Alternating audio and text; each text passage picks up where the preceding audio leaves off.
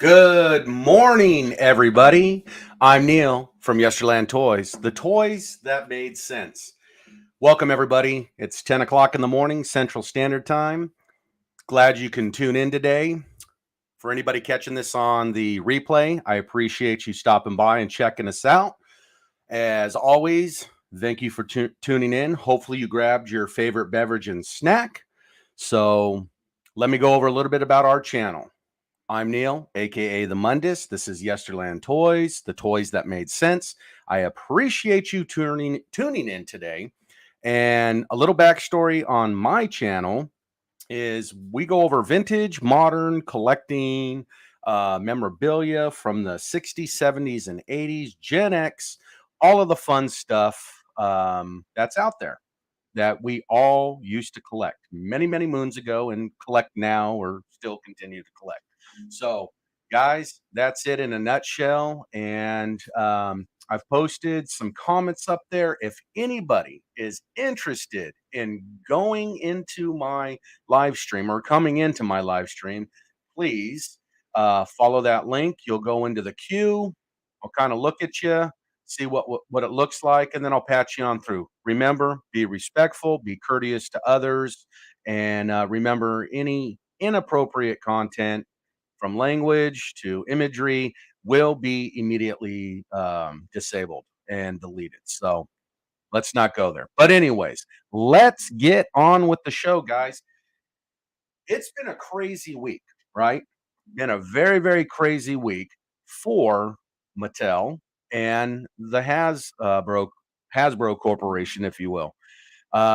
We've seen a lot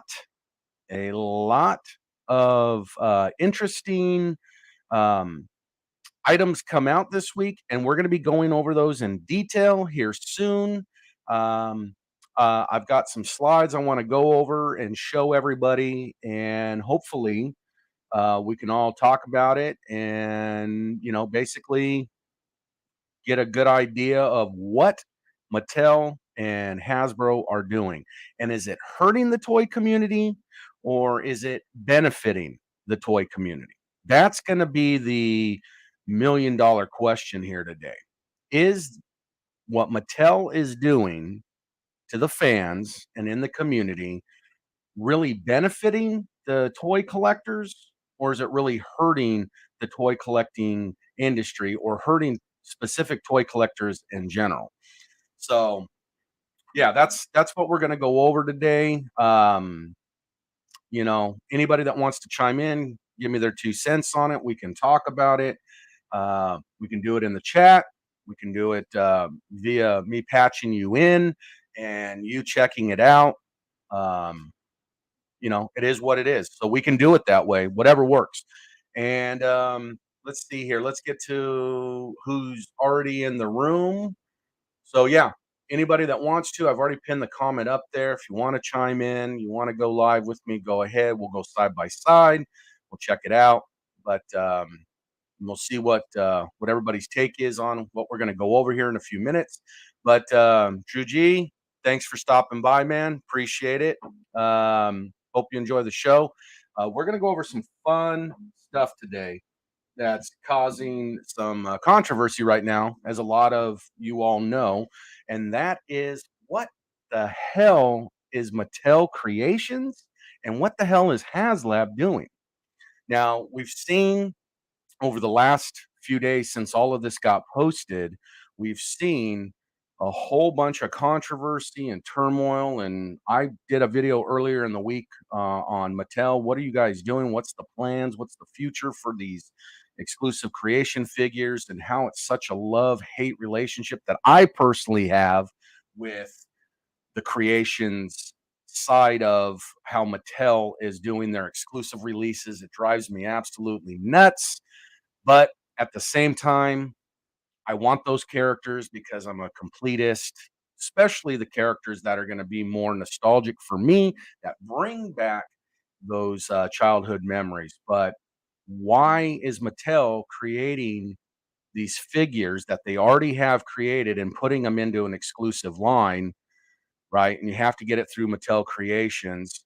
And you're shortchanging the majority of the fans by releasing them, a year later. Now, yes, the ones of us that got lucky on the first run, a lot of them have already shipped. Mine is actually shipped. It's in transit. I just checked it here a few minutes ago. It's down in Houston.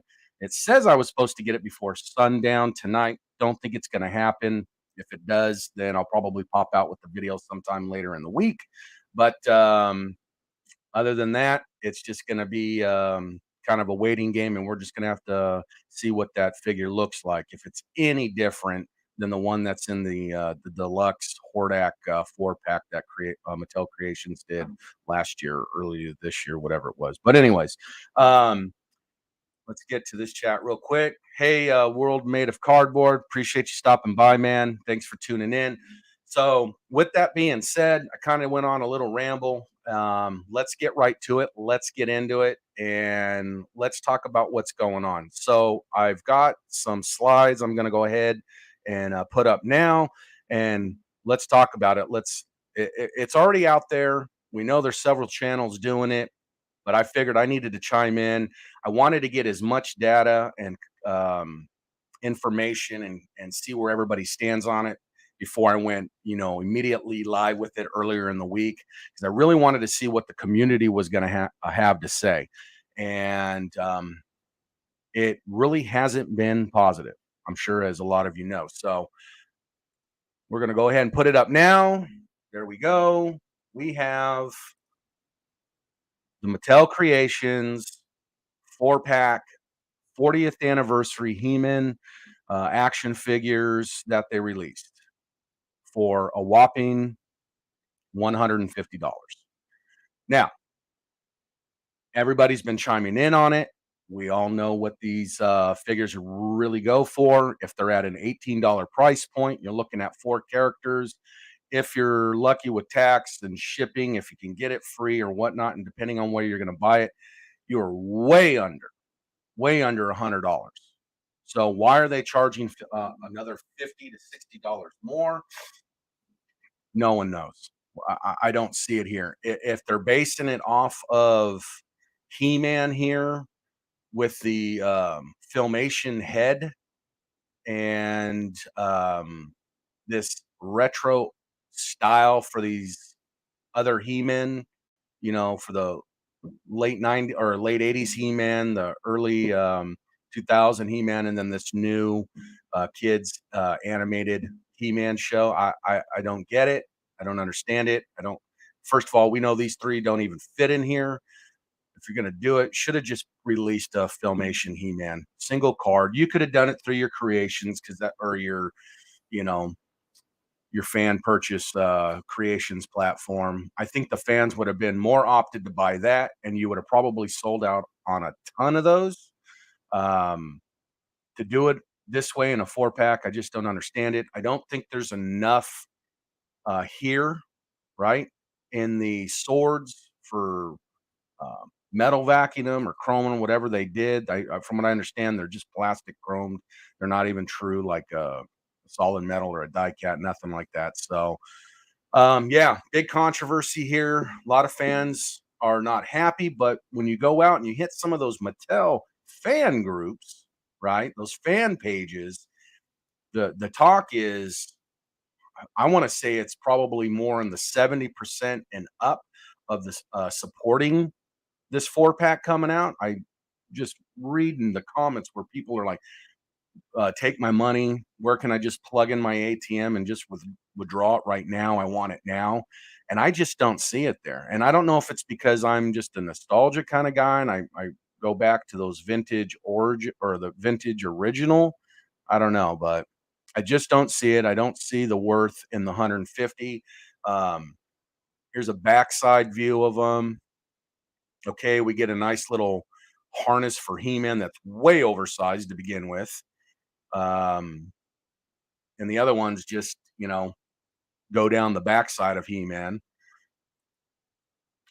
And the card. I don't know if the card work is justifiable. What do you guys think? Drew G, World Made of Cardboard. What's your thoughts on it? Does this 4 pack constitute $150 based on the card work?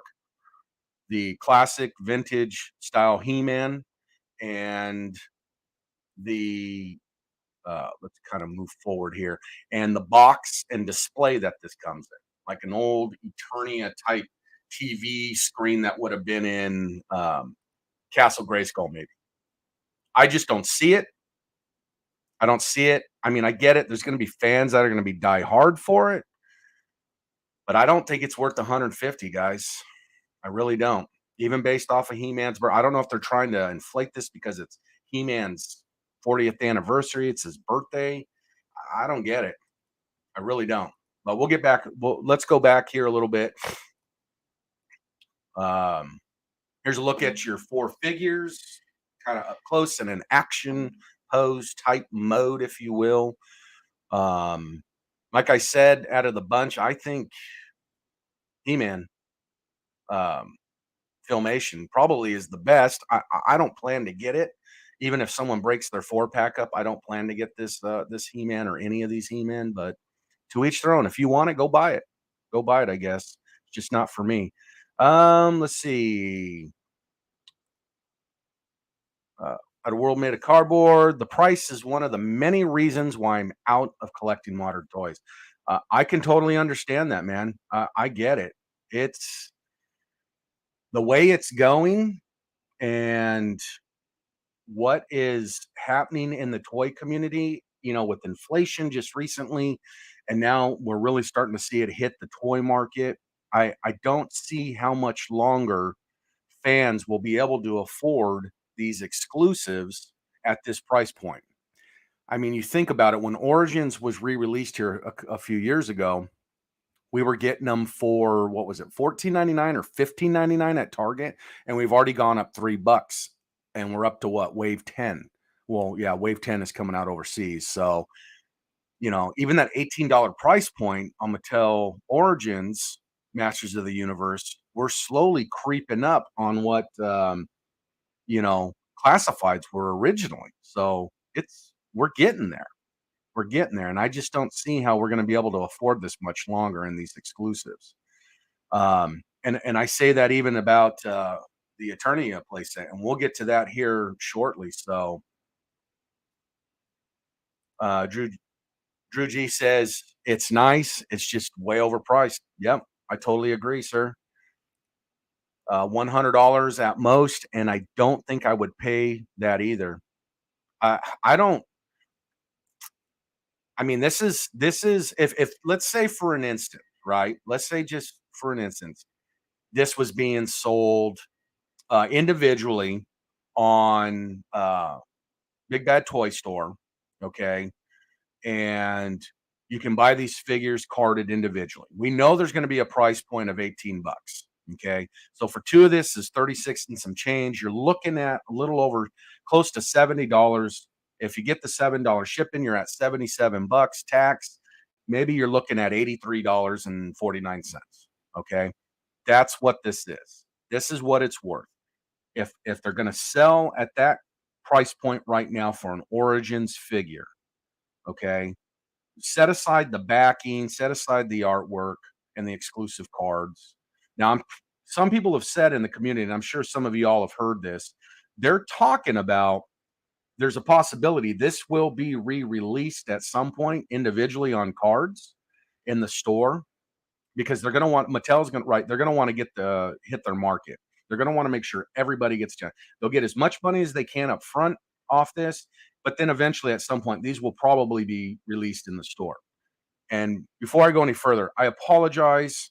I have a cleaning crew outside. They're doing some renovation on a house across the street. And if you hear the blowers and you hear all the work, I apologize. I didn't know this was going to be going on today. It's just one of those things. I just can't get away from that outside noise. So I apologize. Anyways, moving on. I see these possibly at some point coming down the line, and we'll probably get them in the store. If I see the He-Man Filmation one, I might pick it up. I might. I'm on the fence on it if that ever does happen, but it's not as for being a completist, it's not a must-have. So, because it wasn't what we got back in the 80s. So, but I get it. I get why people want these. Um, that said, I just bought a vintage 1980 Superheroes Punch-Out book for 150. Vintage, 42 years old, out of print book to make paper molds models. Uh, I know. I saw that. I saw you post that on Instagram. Um, yeah, I mean, it's ridiculous. It's kind of sad when modern toys, right? Modern toys are starting to be outprice vintage toys. Some things, right? Some things. And it's crazy that it's getting to that point.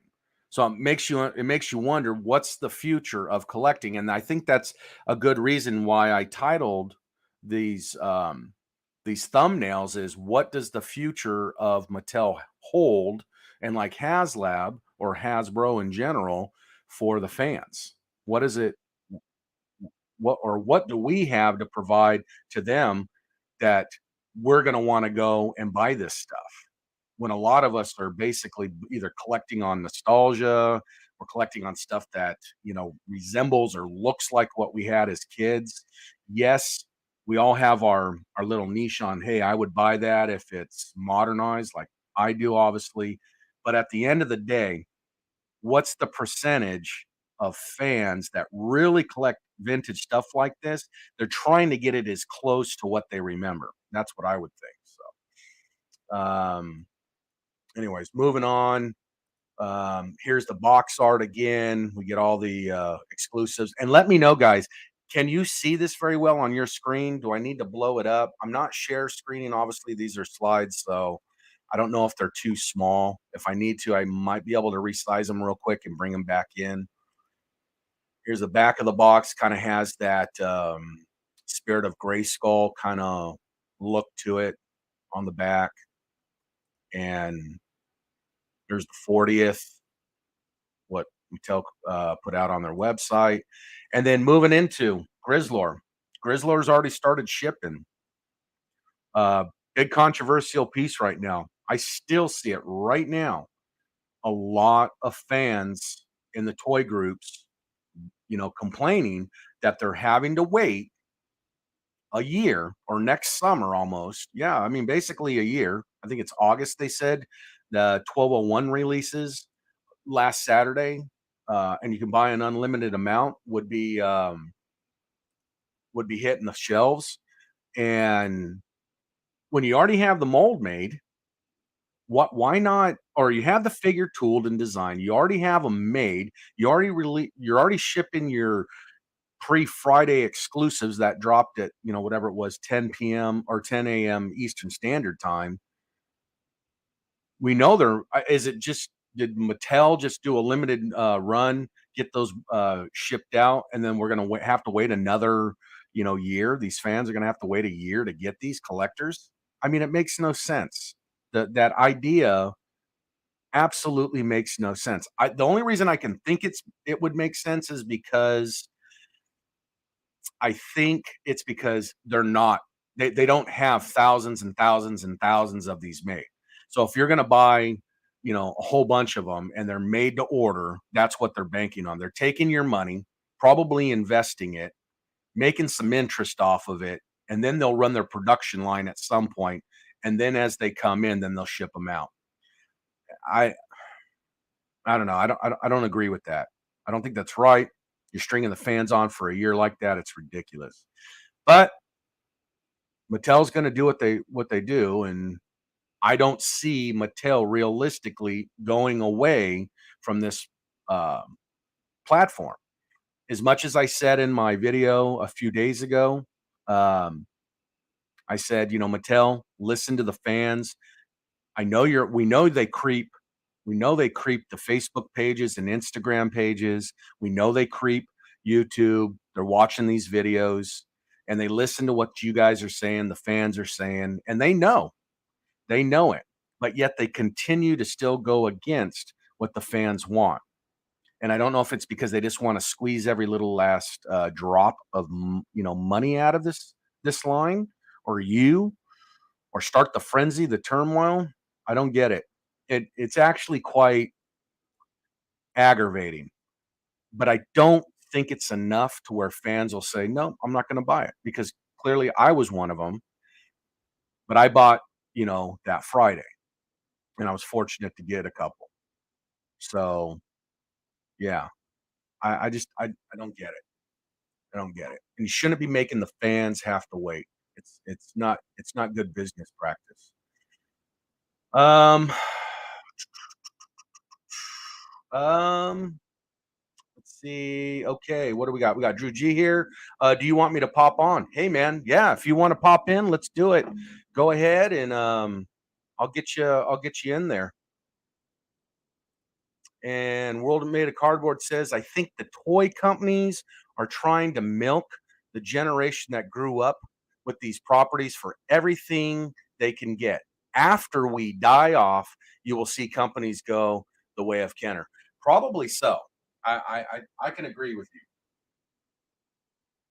I can agree with you on that statement. When we die off, and once we die off, my kids' generation and all that, it won't happen.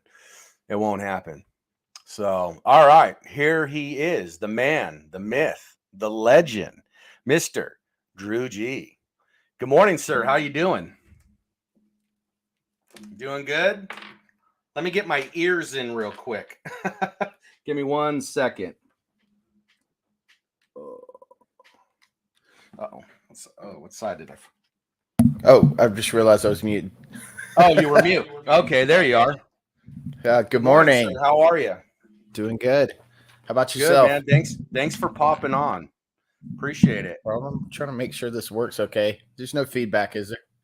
No, I don't hear any feedback, and I'm going to still try and get my ears on. I had them in there a minute ago, and I accidentally unplugged them. So bear with me. I'm sorry if the camera's out of view. Gotta see what I did with it. My head. Oh, there we go. Got my headset in, but I'm not hearing through it. I don't know why. It's all good. Can you still hear me? Yeah, I can hear you. Okay. I'm just gonna do it without it then.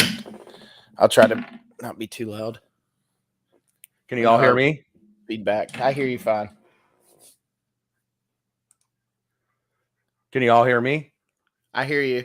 There you go. All right. So, hey, World Made of Cardboard and Red Room Diecast. Yeah. Bog is here. Hey, Neil. Hey, everyone. At Red Room, hello there. Yeah, Drew G, hello there. Yeah. So, what do you think, man? What do you think? I mean, in a nutshell, what we've been kind of talking about, I'm sure you've probably seen several of these videos across the internet base this last week. What's your take on it? It seems to be a common theme. I mean, greed is good. Right. I think what they're making is amazing. And to get me to invest in anything like that new He-Man series, those figures in store look crappy. But you give me one that's based off of the one I grew up with, I would buy that. But not for $150. That's right. That's $80 at most. With packaging, you could jump that price to $100, but I'm not going to pay that. I mean, I already have the first one, so I don't need that. If they do them individually, I mean, $20 is my limit on each one of them. I don't really care about the chrome on the sword. I mean, y'all can see, where is it? Right here. Right. I have the collection. No, exactly. I mean, so, and I think that's basically what the community, when the toy community, when this all got released, or we got, it was brought to us, what was it, Wednesday when this all dropped, or Tuesday or something like that? I can't remember when the announcement came out. The first thing I went, so I wasn't sure. Right. The first thing I looked at was, well, if I was going to get them, I'd get, Filmation He-Man. That would be it. I have no attachment to the other ones. I mean, I get it. There's folks out there that want that, but that was the first thing. That's the first thing my eyes went to. I mean, they do. They look decent. I mean, I get that each one of them is not. They technically don't belong in our 84, 85 world, but I like that. I like the 2000X He-Man with a 80s look. I mean, I Right. would buy that. Again, it all comes down to the price. Yeah. They're getting. I know there's inflation and everything, but they were talking about this on 3POA last night. Right. Just the pricing is getting ridiculous, and when the economy regulates, they aren't coming down. They're going to stay up because people will have more money then, and they were like, "Well, we got it then. We'll get it now." So let me ask you: do you think this style platform and what they're doing? Do you think this is ultimately hurting the toy industry, or do you think the industry realistically is going to still adopt it to their collecting needs, and this type of platform and formula will never go away? It's just a new style and new generation of how multi-billion-dollar corporations are going to get their product to us. What's your take on that? Because I've been kind of creeping some, like Reddit. I saw a good article, good what's the word I'm looking for? Just like a good running topic on it, and a lot of in the toy side of it. And guys were saying that, realistically, it's kind of a 50-50 divide, right? The guys in the age group of like 38, 39 forward can really care less about the creations or the HasLab style platform of purchasing or getting toys. But at the same time, it's not enough to affect them to where, well, if I can't get it in the store, I have a good job, a good career, whatever it is, I'm established, I can still afford to buy it, but it's not a deal breaker for me. And then there's like Right. the new youth, right? The new young collectors are like, well, this is the only way to go. This is the only way to do it. This is how we're going to get our merchandise. And then you have that small percentage that are like, I don't understand it, I don't get it, and just for that, I'm just not going to do it. And I get those guys because they think it's wrong on how the platform works. So I get that. So what's your take on that? From a business standpoint, I think like the HasLabs and the Mattel, I guess I forgot what it's called, Kickstarter or whatever they're doing. From a business standpoint, I think it's very smart. That it's safe for them. They know what the demand is, and they only have to spend that much. So it's a safe way for them. For the collector, it kind of sucks. It is. How do I say this? I mean, it's almost like get it now or you're paying ridiculous prices in months. Right. It's whereas they released in the 80s the USS Flag. I mean, yeah, it was expensive for the time, but it was there for a year. You Right. could find it in stores, and if it ran out, they would order some more. More would be put on the shelves. So you had time to, I want that for Christmas. Oh, my birthday's coming up. Oh, I want that. Okay. So your parents would go look for it.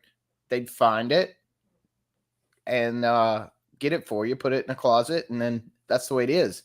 Now it's like, oh, I want that, but I don't get paid till the end of the month, and I have to save up. Oh, well, it's too late. It's gone.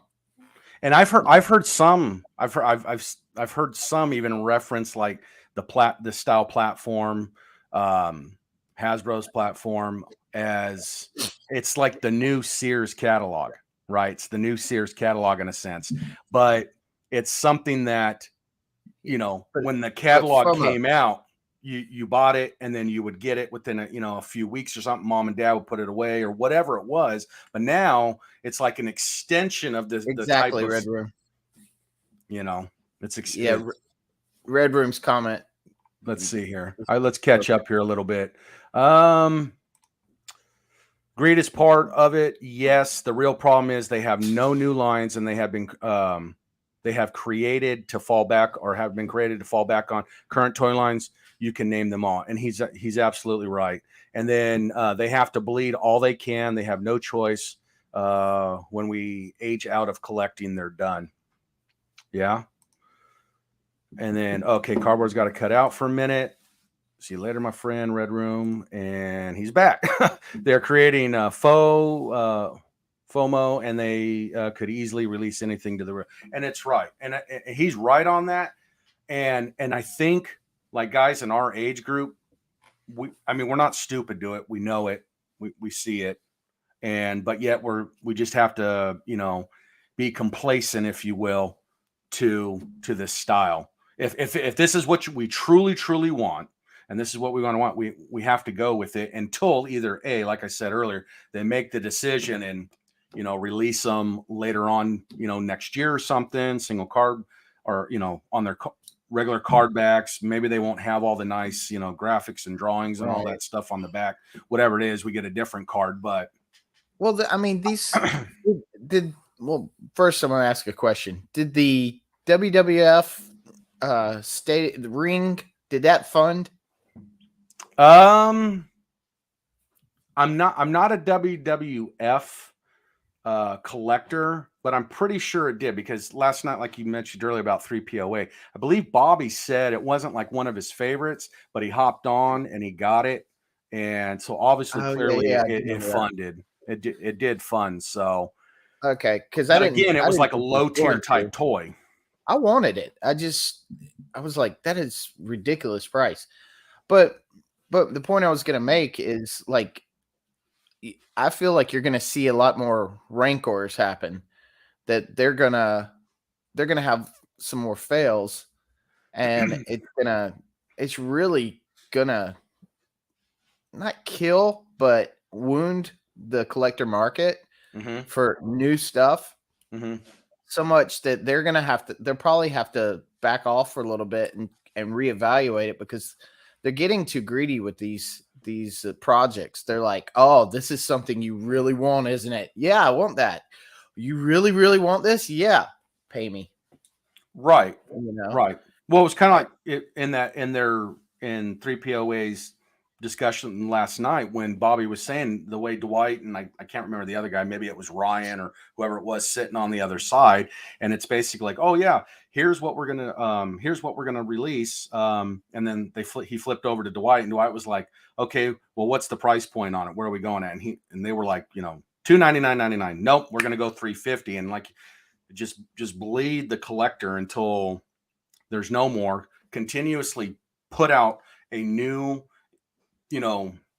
HasLab, Kickstarter type thing almost every month or every other month. And like he said, from a business standpoint, he has to think about and think ahead with, okay, so what just came out? The Hiss. All right. Well, we know what's right around the corner for Creations, the Eternia play set.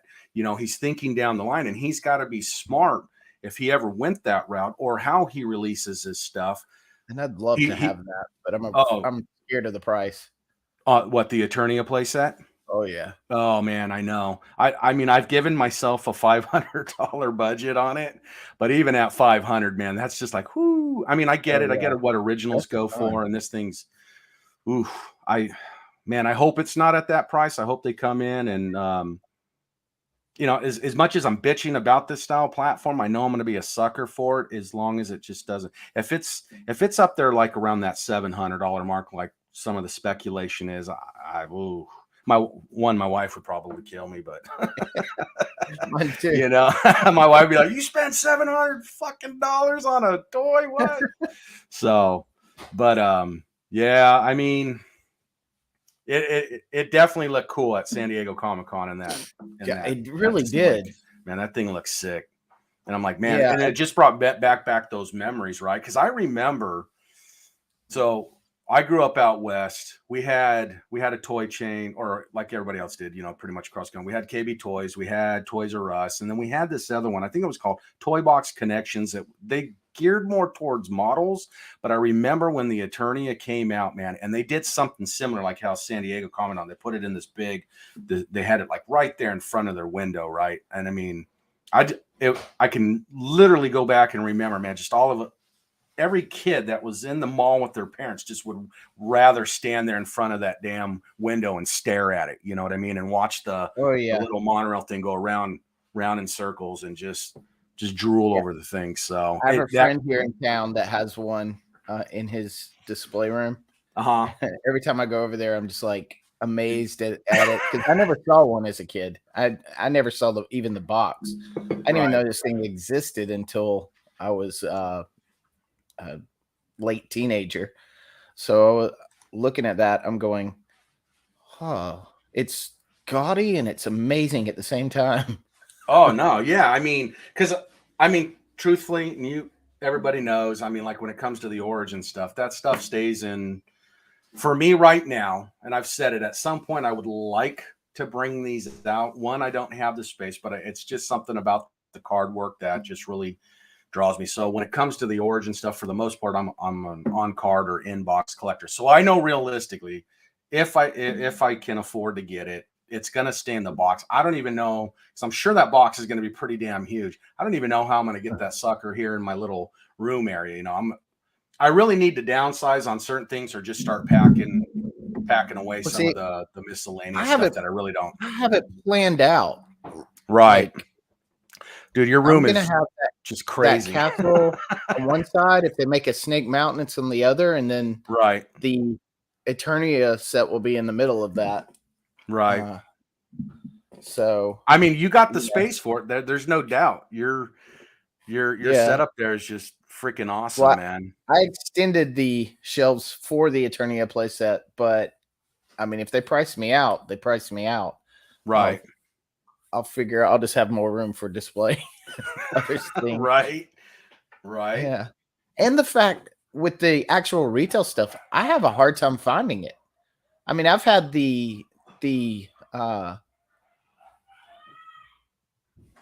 sorry, I heard my wife upstairs yelling at my dog. Man.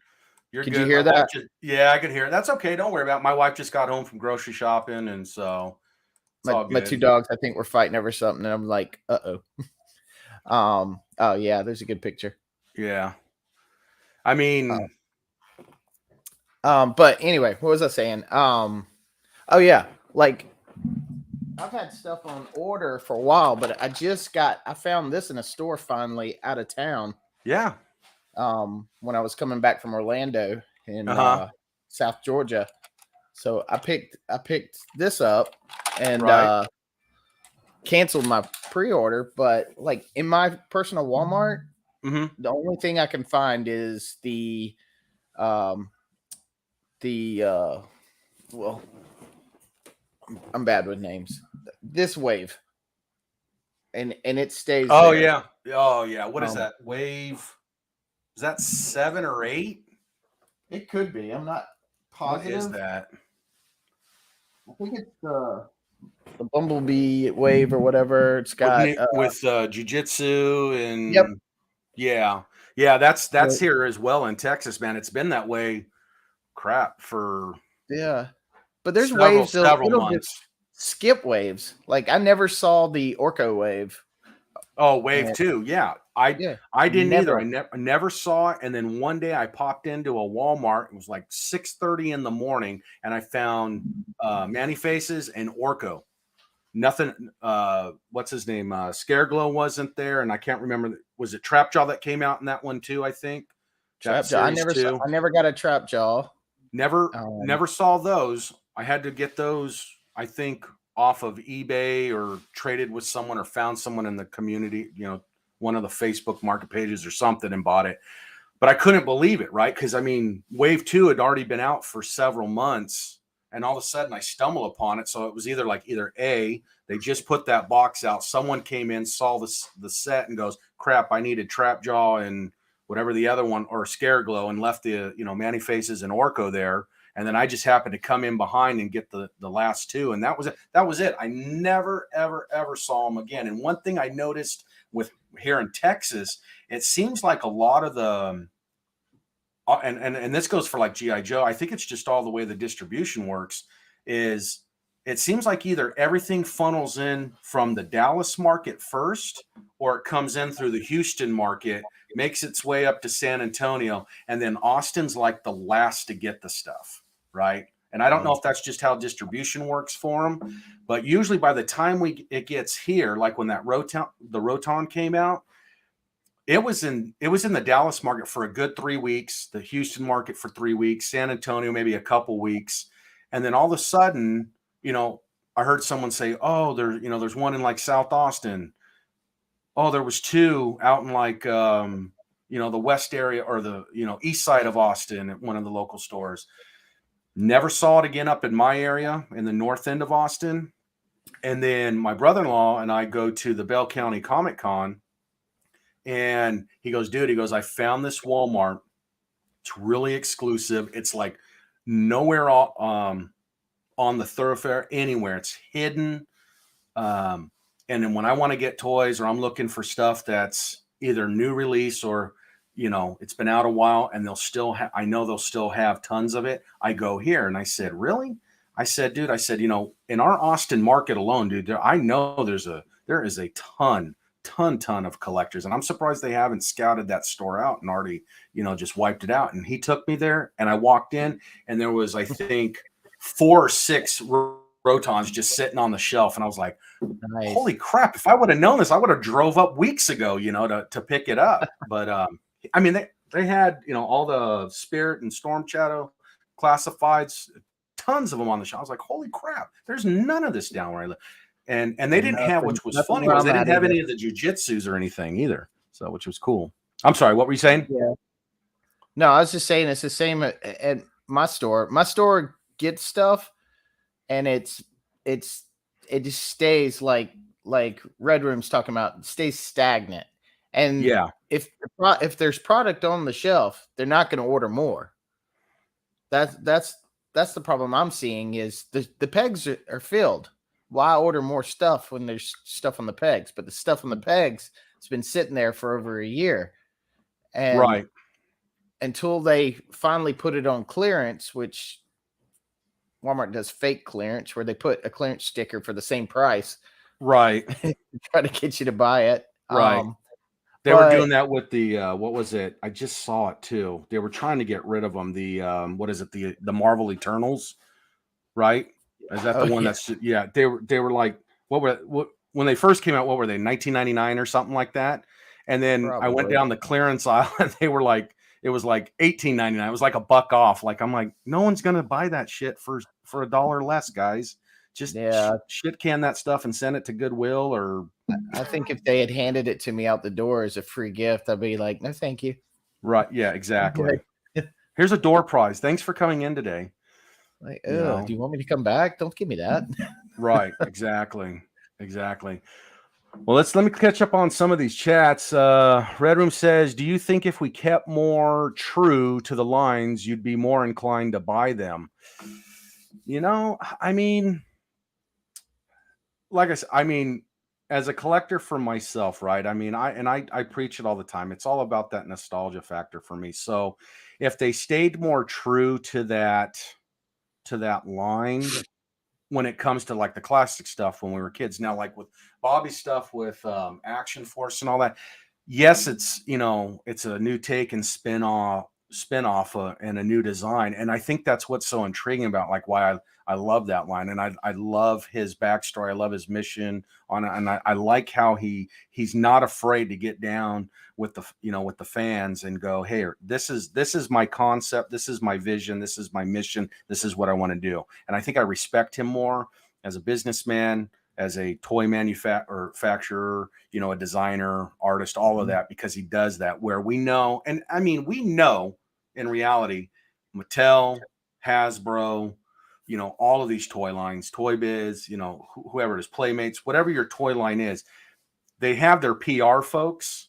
But if they really truly wanted to get on the fans level and really understand what the fans want, they can do it. If they have the money to put the stuff out, they definitely have the money to get on the fans level. So staying Yeah. true to the lines, I get it. It's kind of throwing out the fish line and seeing what who's going to bite on it. Oh, okay, we're getting good reviews and feedback on this. Let's continue this line. And we especially, I think they're, from a business standpoint, these corporations know all of us that are successful, have decent jobs, have great careers, have good income now. They're thriving on that nostalgia for us as kids because they know we can afford it now. So, I mean, that's just my take on it. I could be wrong, but it's kind of how I No, feel.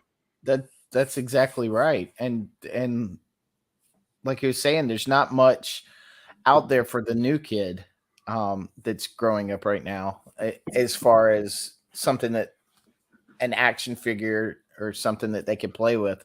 I mean, I see Right. kids. I work with kids, so I see a lot of kids with like Minecraft or Among Us or any of that kind of stuff. But you don't see many kids with GI Joe or He Man, Right. and mainly because there's not much media out there for. I mean, I know He Man's got their new thing, but I mean, they don't understand this He Man. They Right. understand the big, goofy uh, Yeah, that Hulk man with overly, tiny legs. yeah. I mean, I find hilarious because they used to make fun all the time. It's like, that's not a actual interpretation of a guy. I was like, it was right, exactly right. He's just squatted down and he's very muscular. right. But now No, you're talking about a balloon man with these little skip leg day. he's got this small little weird head, and it almost looks anime drawn like, you know what I mean, to a point. And Yeah. I mean, I get it, to each their own. But here's the thing. I know I'm sure there's collectors out there, and we know like Pixel Dan does his review on all of that stuff. But where in my stores, it's just sitting there. And Walmart just started this, at least in my store, or a couple stores that I go to.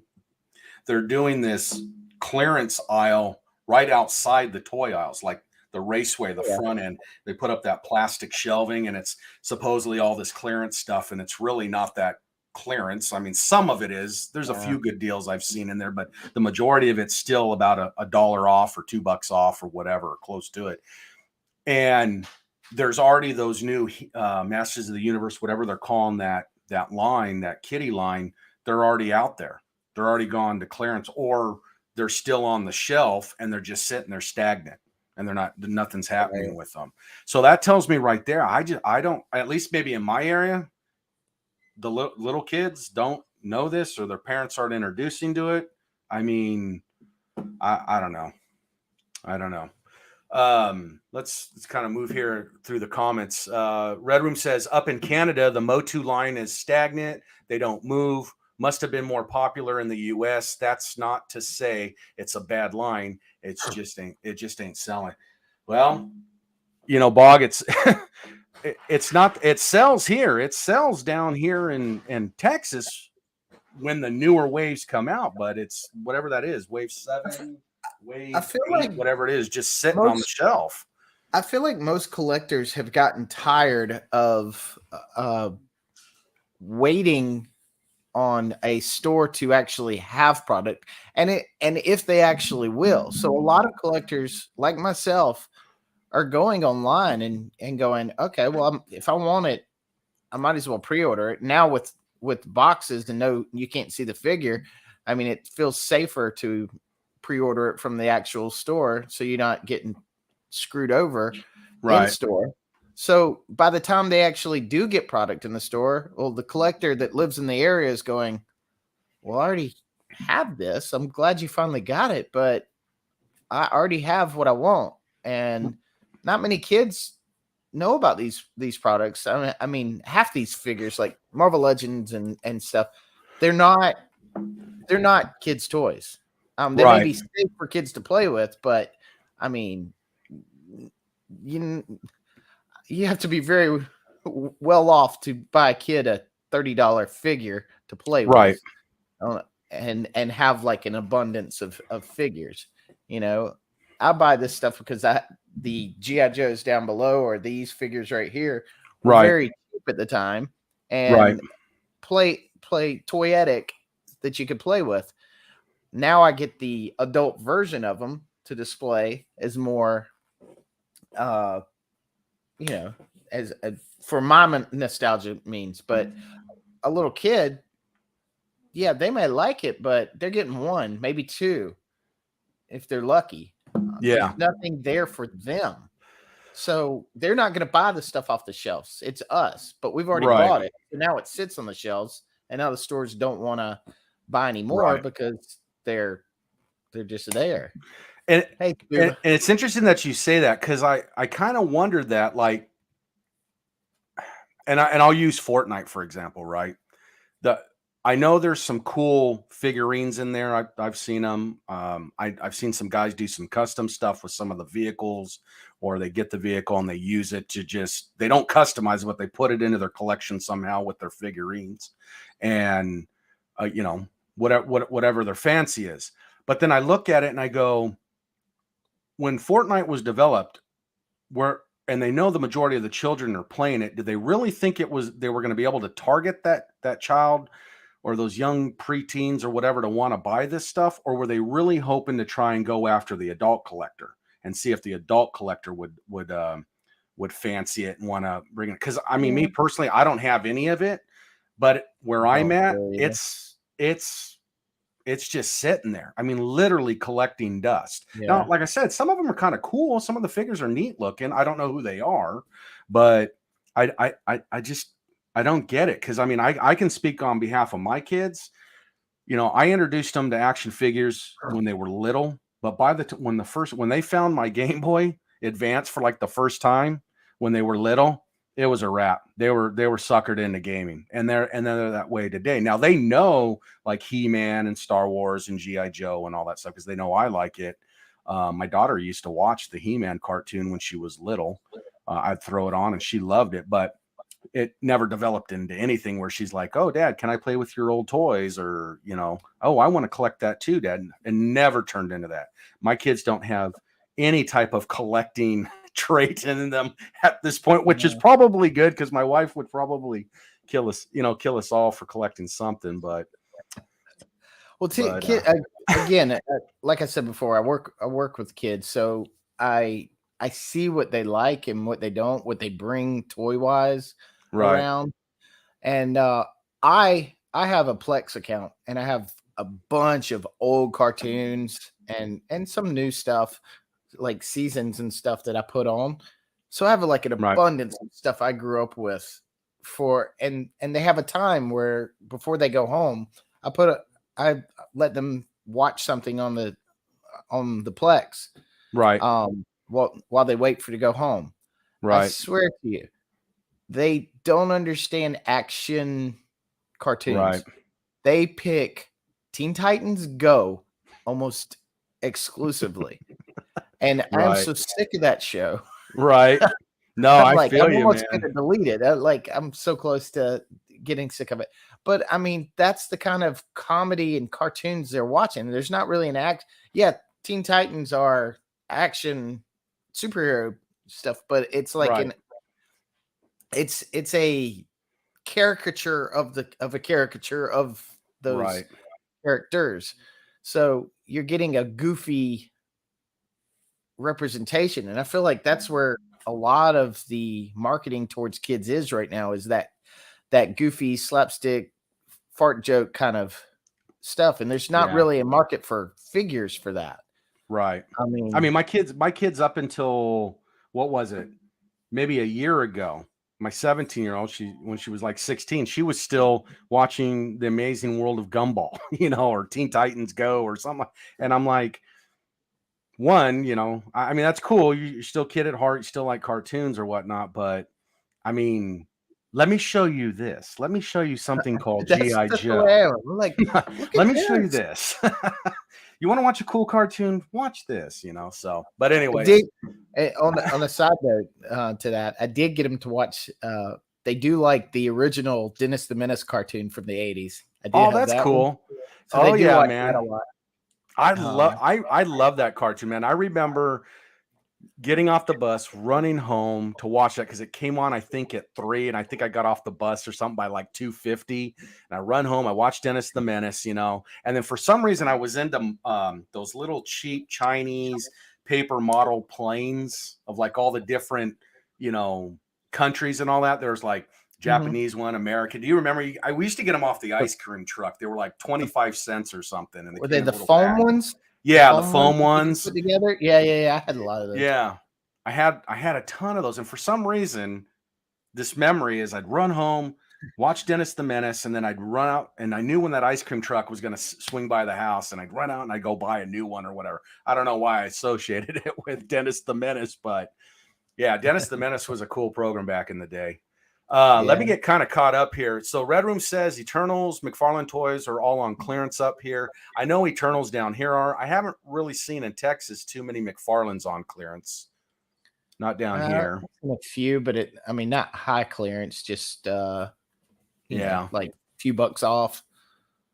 Scuba's in the room. Scuba's in the room. Hey, Scuba. Celebrity. Thanks for the celebrity, the man with the best GI Joe collection out there on the market, man. And hands down. You got hands down, man. You got awesome stuff, Scuba. Thanks for stopping by and saying hello. Red Room says can't afford them now. No parent is going to buy a $25 to $30 collectible to a child. $7 to $12, sure. I can see it, but a P. So, yeah, I mean, okay, so, and I'm going to get into this because I want to get the slides back up. I want to go there here in a minute, and I'll kind of touch on your comment there, Bog. Yesterland and Drew, thank you, sir. Scuba, oops, larger price point. They won't. My Target just Scuba says my Target just has the same 2 naked Stratoses. I just got a Big Bad Toy Store. I got 5 of those. Don't waste the time / gas. Yeah. We still have naked Stratos down here. Comic Book Stratos. He's up there with. I have yet to see the accurate Stratos. I have on display on my castle the naked Stratos. So yeah, I've got him up here on the wall. Again, he was one I never saw in the store. Had to get him through Big Bad Toy Store. A lot of that was. Now, what was weird was like the first wave I got all in the store, but the hardest one to get back then was Beastman. Like Beastman was hard to find. I couldn't find him anywhere, and then I finally just happened to pop into a Walmart one day, and I go, "Oh shit, there he is, sitting on the shelf." Yeah, I got Beastman. I was like, "Do I have Beastman?" Yeah, I got him. Yeah. Which brings me to the topic of real quick. We'll touch point on it. Why hasn't Origins given us Mossman? It's the same damn thing. I don't understand that. You know, we're jumping into the new revelations and doing these, you know, retro, you know, vintage, paying homage to the classics in 2000s, and I don't get it. I'd rather see some more of that nostalgia stuff come out first. So Red Room says Fortnite toys sell really well here, cheaper and more playful for the value. I get it. And he also says kids don't want to plot. Kids don't want plot and story. They want flash, bang, and color. I see that. I can see that. TikTok generation. Yeah, TikTok generation. So let me put this back up here real quick, and I want to, because I know we're coming up on an hour. This is it. The big controversy right now. Well, I shouldn't say big controversy. It's not big controversy. I see a 50-50 market on this, and this was talked obviously last night on 3POA and tons of channels out there. What's your take, man? What do you think? I love Ghost Rider, and I want this very badly. And I'm not even that big of a Robbie Reyes fan. I just love the idea of a Ghost Rider in a Charger like that, just driving. Right. But sticker shock, man. I know that sticker shock is. I'm really debating. Do I want to get this or not? Like, if I do it, it's not because I agree with it. It would be because I really want a Ghost Rider Charger figure. And and side note, the character himself, I don't have a problem with, but I hated the design of his head, but I think it looks really well in toy form. Like art form, I've never liked it. His Agents of S.H.I.E.L.D. look, I loved that. I thought it looked great. This doesn't look bad at all. But so that doesn't bother me, but that $350, and then the early bird is just a different head and different colored pants. I mean, Yeah. who gives a crap? I mean, just do a head swap. You Exactly. don't. Exactly. And I was when you said head swap, I knew right away that that's going to happen. Either guys are going to do some kind of custom tooling, or they're I'm going to never do going to display something. it with Robbie Reyes. I'm going to display it with Right. the Ghost Rider head. I Right. mean, I got like 3-4 Ghost Riders, technically 5 without a bike, Right. on display over here. I'll just show you. No problem. Here, let me go ahead and move this down. This camera's on a cable, so you can kind of see if I can. I can't get any further, but you can see them in the middle shelves down there. You can see like 3 of the bikes, and then you can see right next to the whole. There's a original Champions. Okay. Thing, and Okay. he's in the Oh, original. You can kind of see the bike. It's there. Gotcha. But yeah, I mean, I love Ghost Rider. Danny Ketch was my first Ghost Rider, Right. mainly because I had the 1990s cards, and it had the rookie card of Danny Ketch popping out, and it said rookie Ghost Rider. And so I started buying the comics for that. Then I found out about Johnny Blaze and his past as a Ghost Rider. So I love the Ghost Rider. And okay, I'm sorry. So my take on so a lot of guys know, and I every once in a while, it's actually kind of stopped now. I haven't gotten too much of it lately. I would get it more through, which is funny, and I mentioned this. I think it was a few months ago. Sometimes, like all the negative comments that I get, or people that get upset because I say, I'm not a Marvel's collector. I understand Marvel. I understand all the movies. I understand comics. I get that the fans of comic books and action type comic book movies getting the toys, it's all one package deal, right? When you get it, I totally understand why guys collect this stuff. Mm-hmm. Marvel, like I've got a few superhero. I don't have any Marvels. I'm a DC guy. I'll probably get crap for that, but but anyways, I mean, I'm more of a DC guy, a 3 3/4 inch, going back to Super Friends and stuff like that. But anyways, with that, what I'm trying to get to is I'll get negative feedback for if I say anything any type of hatred about Marvel, right? I get it. There's diehard fans that are Marvel fans. Regardless of all the repaints and things like that they're pissed off about in the community, which they have every right to be. I get it when Hasbro's doing that to you.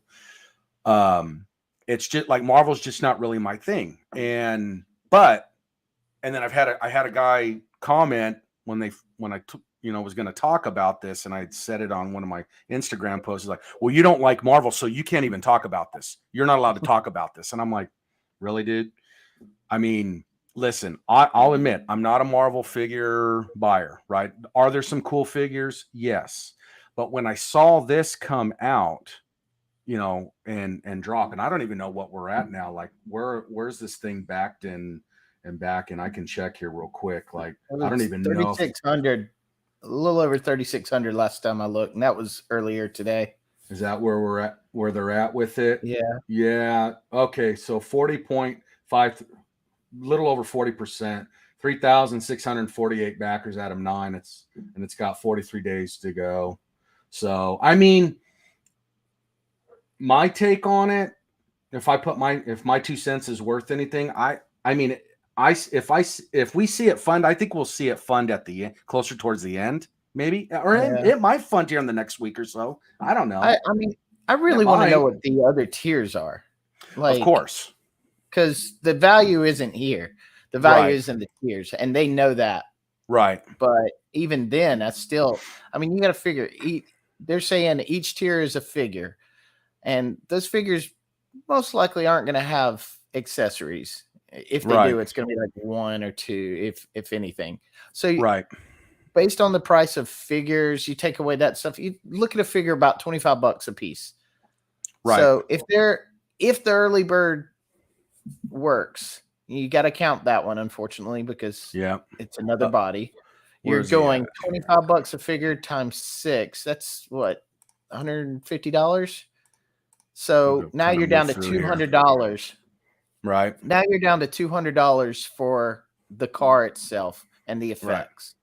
Right. So is the car worth $200 with the effects? You take the effects away, I mean, then you just have a car. And then it's definitely not worth $150 by itself. No. And that's what I want to get at. Exactly. That was one of the things that I kind of wanted to touch on. And I was sitting here this morning when I was getting kind of everything set up and put together. I was like, okay, how is this justified? And I get it. You know, we were talking about the Eternia play set a minute ago, you know, $500 price point or higher or whatever it's going to be. And it's weird. Like in my mind, I can justify that. If it stays at maybe the $500 price point, that's as high as I'll go. That's as much as I'll pay. And then I look at something like this and I go, okay, this is $350. This is just absolutely absurd. How is this going to be $350 freaking dollars? This is, you know, it's 1/12 scale. I mean, the size of that car is going to be approximately what? 19, 22 inches long, roughly, give or take. Yeah, I think it was around 19 inches. I think I remember seeing the measurements being around 18 or 19. Right. And the plastic that goes into it, and if the fans get the flames and the tires to that true color, and it really has that transparency of that fire look, and the figures and whatever the other releases are, I'm looking at it and I'm going, right now, this is and there's some other 1/12 scale cars out, or I don't want to say they're out there on the shelves, but I mean, at the end of the day, if they are 1/12, or they seem to be 1/12 when I look at cars on the car toy aisle, I'm like, $49.99 max for the car, $50, 18, 19, maybe 20, or what are Marvel what are characters going for now? Are they at 24 now? $24.99 or what? 22? They're pushing 30. $30. Are they at $30 now? And I'm like, inflation.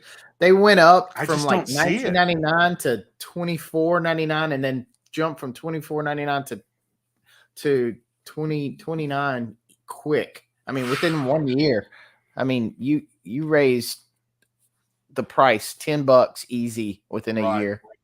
I mean, it's gotten ridiculous. I'm hearing a lot of Marvel Legends collectors are bowing out. I mean, yeah.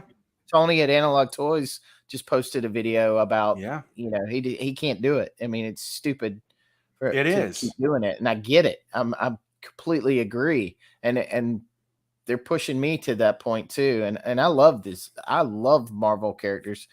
I mean, I don't care much for the MCU anymore, but I love I have a huge collection of MCU figures too, up till Endgame.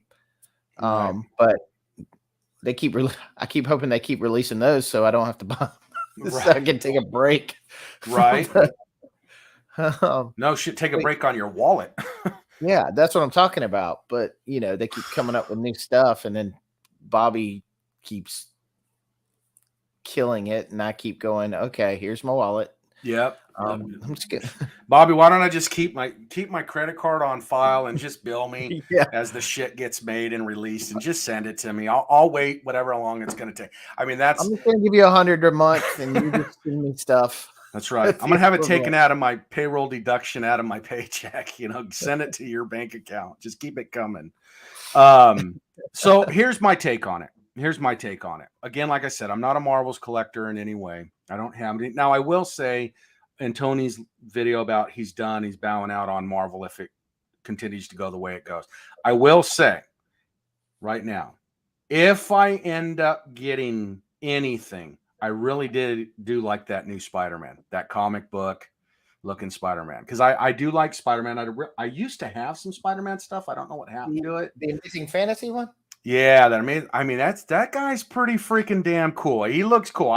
If I do become a Marvel collector or I have to add something Marvel to my collection, that'll probably be him. Is that him? You got him right there? Oh yeah. I Let's was check doing him. some poses with. Oh, See, nice. I'm trying out some stuff because I was debating either posting something to Instagram or Yeah. even the YouTube thing.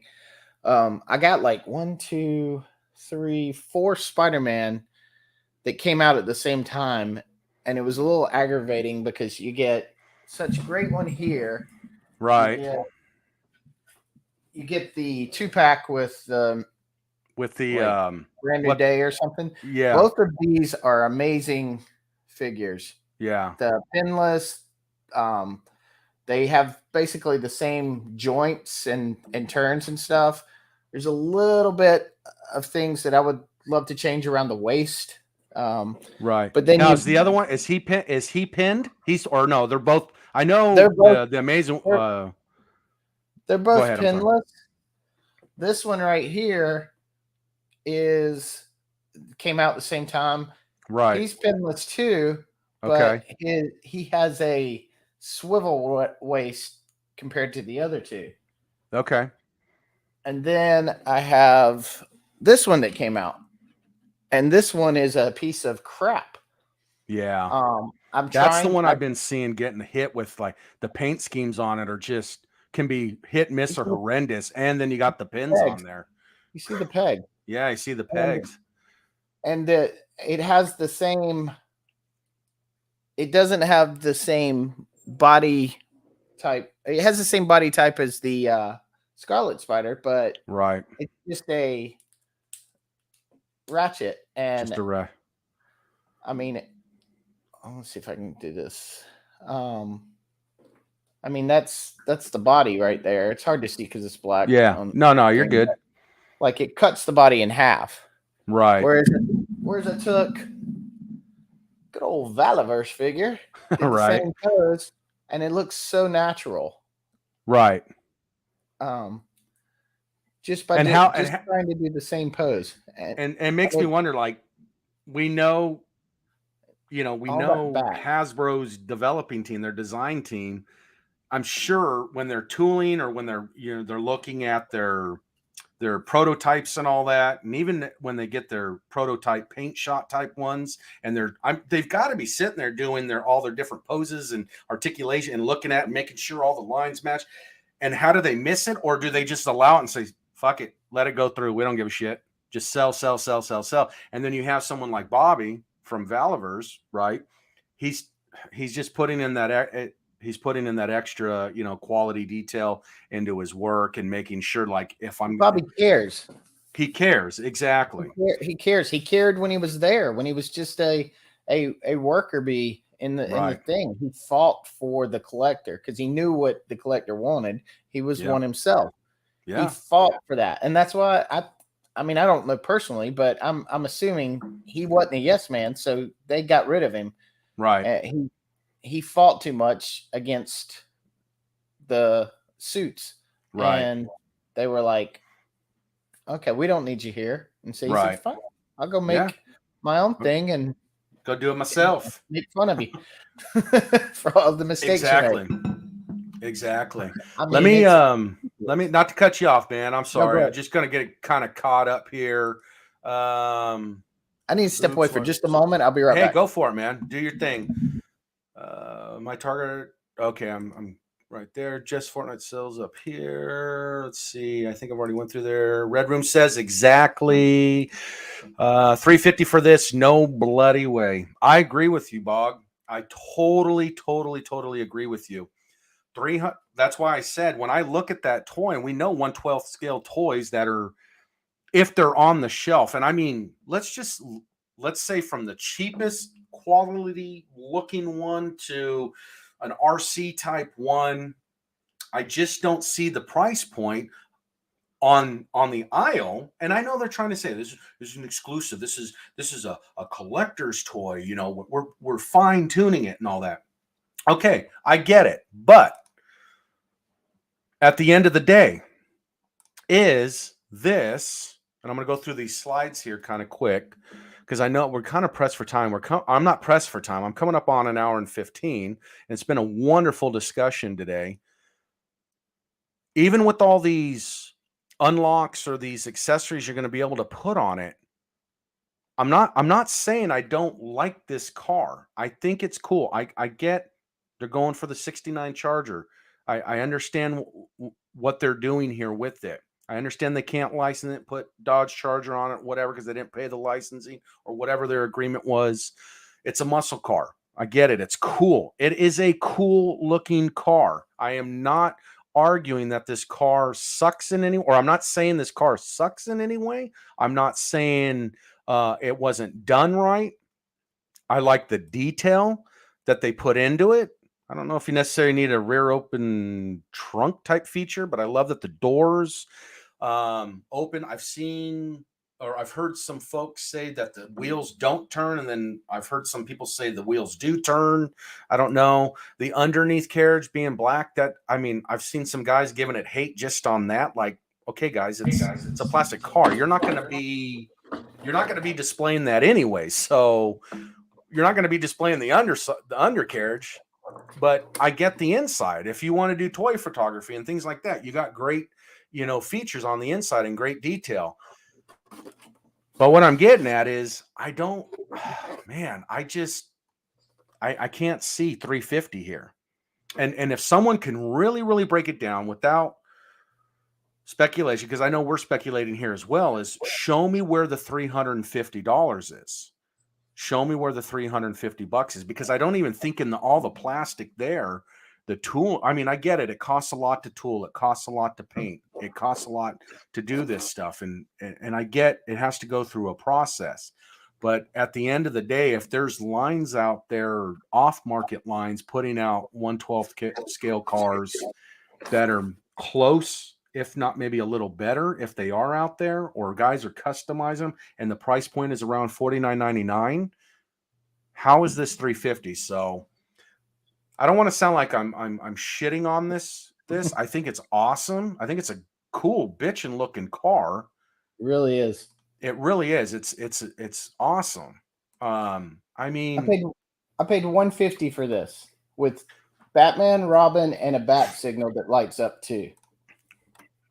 $150. Granted, this was years ago, but it would cost probably maybe $200 now. Wow. So it's a great looking car. Yeah, that's from the animated series, right? That's the animated series Batman car, right? Yeah. It fits two figures in there. You got lights on the dashboard. What's the weight on that? That's the other thing too. I'm curious, like, what is the weight on like what you have there, the animated series Batman mobile, and then something like what the Ghost Rider is going to be, because I figure if I'm paying $350, I want it to weigh pretty damn decent. I want it to be solid. It's got a good weight to it. You can feel it and tell that it's hollow, but I think there's a weight here in the center that where they, I guess, the components and stuff are. Sure. Like, so it's got a good.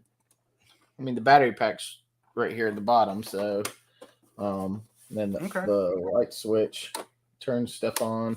It's right there. So it's solid. It's solid. It's a solid piece. Nice. And the Batwing also, it's even bigger. I think the Batwing was only $175. Okay. It didn't have any figures, but still. Again, still both of them cheaper than this project. Right. And so that, like I said, I don't want to beat it into the ground on it, but I felt like I wanted to at least give kind of like my 2 cents on it.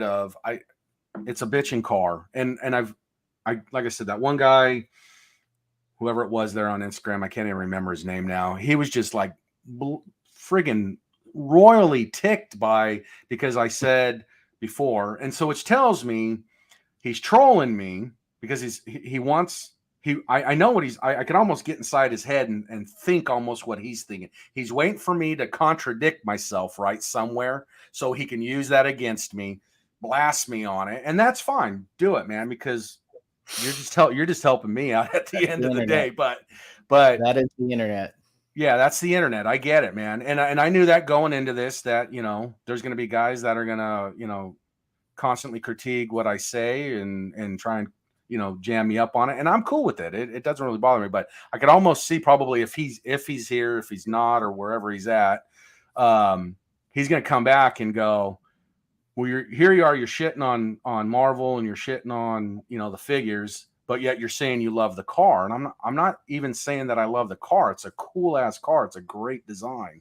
You know what I mean? And I'm not opposed to saying, hey, when a car looks good or I think it's awesome, I might not buy it or collect it, but I feel that my 2 cents could potentially be worth something if someone was on the fence and they're like, hey, I think he's right. Or he said something that clicked. I like it. So I know for me, I could almost guarantee I won't be buying this. I know my brother-in-law, if he hasn't already backed it, I'd be surprised because I know he's a Ghost Rider fan. I think he's actually doing some custom stuff right now for one of his Ghost Rider figures. But what do you think about the figure? I think you touched on a little bit ago. I think it's a great figure. I mean, I don't know. I'm not as big into the whole, they reused the Bucky Cap body. And I'm like, I'm not really, I'd have to really study that to understand what they mean. Mm-hmm. I mean, I know what they mean. I don't look at it and go, oh, that's the Bucky Cap body. I haven't looked enough to know this or what body. I saw someone post something of that the new long shot body is what they're using for this. So, or something.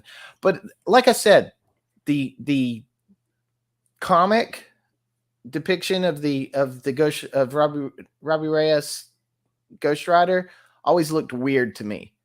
But as a figure, I actually like it more. I think it looks pretty cool. The car I love.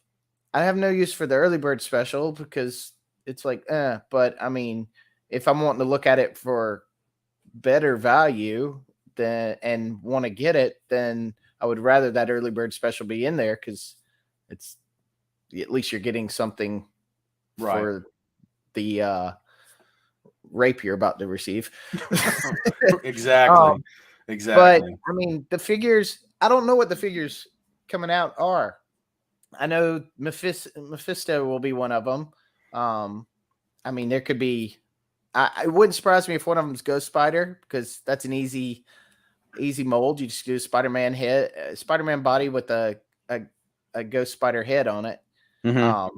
So it's cheap and easy to do. So no one's saying that, but I mean that seems to be something that they would do to save them money. But I want that figure, so sure, I'm okay with that. But even like I said, even still, 6 figures and the car still not worth $385 or whatever. Right. Now, do you think Bobby was right last night when he said if Hasbro does not come out and release or announce that, what is it, Mephisto? What is it, next week? Was it next week or something like that, or whatever? I think they need to do it before the early bird special. Yeah. But here's the thing: we already know change it now. But I mean, would they? We already know he's one of the tiers. Right. Tell us an awesome figure that we don't know. Right. That's where I would argue with him. I'm not saying he's not right. Right. And that may work because his ear to the market is a lot better than mine. I'm just the consumer. Right. But I mean, they teased Mephisto. We know Mephisto is going to be one of the tiers. Tell me Blackheart or something. Sure. That way I know, okay, now I have a better idea of what I'm getting. Right. I have this, and I know Mephisto's coming. So, yeah. Right.